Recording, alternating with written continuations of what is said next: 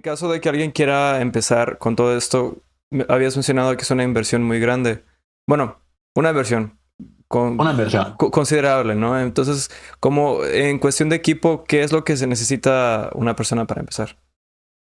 Es una buena pregunta. Yo creo que, primero que nada, lo que yo les recomiendo a amigos que están interesados de sí, es que analicen muy bien o sea, que pregunten, investiguen en internet, les platico mucho del riesgo, porque, o sea, no quiero que un amigo me pregunte y yo le venda mil maravillas, güey, y después se lesiona o algo así. Creo que es muy Mm, importante estar muy consciente, o sea, plenamente consciente de que es una actividad riesgosa. ok. Y vuelo seguro es un concepto que no existe en este deporte. Entonces, o por lo menos para mí, habrá el que te debata que sí, pero por lo menos para mí no existe. Entonces, primero eso, o sea, estar muy consciente de qué es lo que conlleva, de cuáles son los riesgos y también ver si la recompensa que te ofrece es suficiente para ti para justificar el riesgo. Si tú crees que lo vas a disfrutar lo suficiente para que valga la pena correr todos estos riesgos, entonces eh, estás con un pie adentro, por así decirlo. Eh, Es un poco difícil poder hacer todo esto al principio porque no conoces, o sea, no tienes como los argumentos para poder decir sí o no. Y por eso me gusta decirlo, por eso me gusta decírselo de frente antes de que piensen en tan siquiera meterse en una escuela. Una vez que por lo menos ya le diste una vuelta y le pensaste un poco a esto, el siguiente paso sería buscar una escuela en una zona, vaya, que te sea conveniente. En México, en Valle de Bravo, hay tres, cuatro, cinco escuelas muy buenas. En Estados Unidos, en todas las costas, en varias ciudades hay escuelas muy buenas. En Europa, cada pueblo casi casi tiene es un deporte súper super popular allá. En Asia lo mismo, en todos lados, o sea, dependiendo de dónde estés. En Latinoamérica, Colombia es muy bueno, Brasil tiene muchas escuelas. Pero bueno, tiene que ser conveniente porque no es algo que vas a aprender en un fin de semana. Entonces, si tú vives, por ejemplo, en playa y no hay montaña, lo más probable es que tengas que viajar a Valle de Bravo y quedarte ahí o ir cada fin de semana. De alguna manera tienes que hacer que funcione. Eh, Te inscribes en una escuela y la escuela, la mejor práctica que pueden tener con sus estudiantes es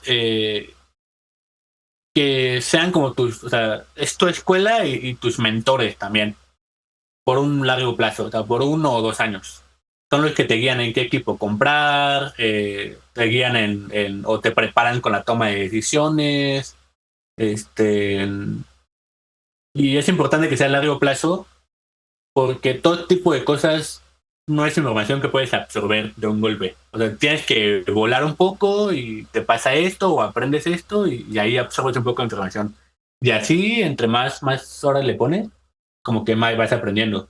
Ujú, ujú. Y o sea, no es como que te puedes meter a una escuela y sales con las licencias y compras tu equipo y ya te puedes ir a volar por tu cuenta. No, no, o sea, es un proceso un poco más largo que eso. Te metes a una escuela y tal vez el primer año vuelas bajo la supervisión de ese instructor. Y tal vez al año el instructor ya te dice, oye, pues ya puedes empezar a despegar sin mi supervisión, pero quédate en esta zona. O vuela con esta persona y con esta persona. Y así, de poco a poco, como que la propia escuela te va soltando un poco las riendas hasta que llegas a un punto en el que dices, pues bueno, ya tengo un poco más de conocimiento, creo que ya puedo empezar a hacer esto, lo otro, volar aquí y allá. Ujú. Eh, pero es un proceso Sí. que lleva tiempo. Y de la experiencia que tú tienes, ¿cuál es el error más común que has visto en los principiantes y que, digamos, puedas sugerir cómo se podría evitar? Uy, es buena pregunta.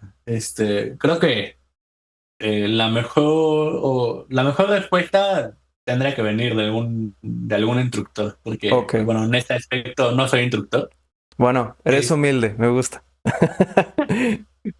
o sea, bueno, o sea, he volado muchas horas, 1000 horas, y he hecho muchísimos amigos, y he conocido muchísimos pilotos de todos los niveles, y Ujú, yo he estado en la fase de que apenas soy un principiante, y ahorita ujú. intermedio.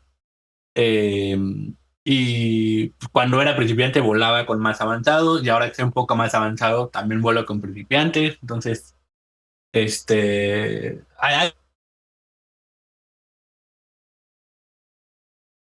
un consejo de alguna manera es ser muy paciente, o sea, no querer como que saltarte un poco por ejemplo, en los parapentes hay categorías de vela.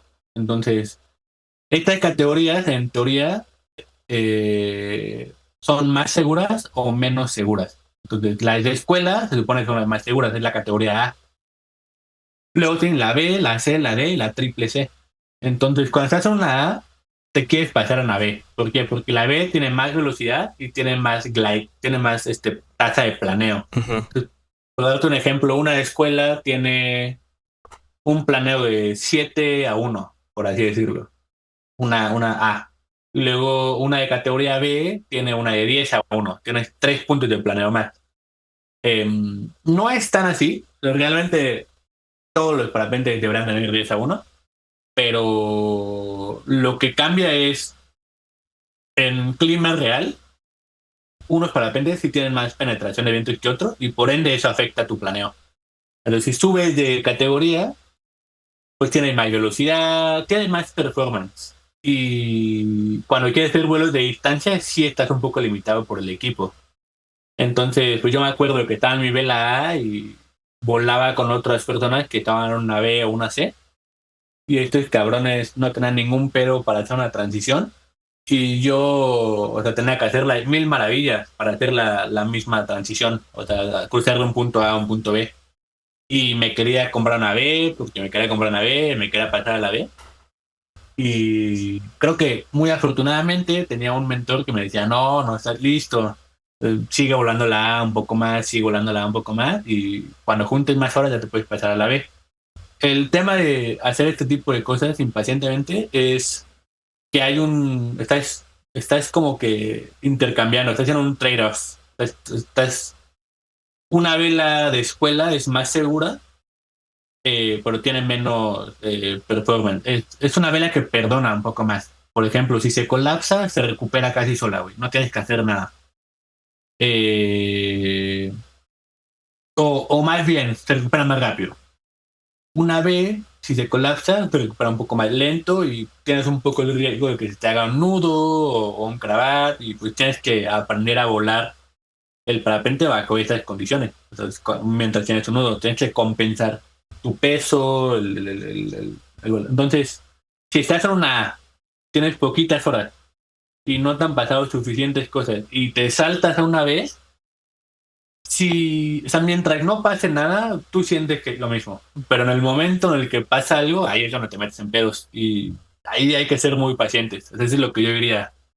Ujú. Eh, Ve lento, explora y como que no te quieras saltar el proceso. Ok, disfrútalo. Ajá, disfrútalo. Eso está cagado, porque estoy tan seguro que mientras estés en una A, güey, vas a estar más frustrado que, que contento por el Ok, tema de la comparación. Porque ok. mucha gente va a estar una B, una C, y van a estar haciendo vuelazos, y tú ahí aterrizando a los 20 minutos. Pero pues la realidad es que todos hicieron eso, güey. O sea, todos cuando estaban en su A, güey, aterrizaron a los 20 minutos. Y luego a los 30 y luego a los 35 y luego se pasaron a B y de poquito a poquito fueron, o sea, como que ampliando sus capacidades de vuelo. Claro, Este, claro. y creo que es importante hacer este proceso. Ok, Aterrizaste en casa de la mamá del diablo, pues sí, pues así es, güey. Y te va a pasar hoy, te va a pasar mañana y te va a pasar todos los días, nada más que cada día un poquito menos.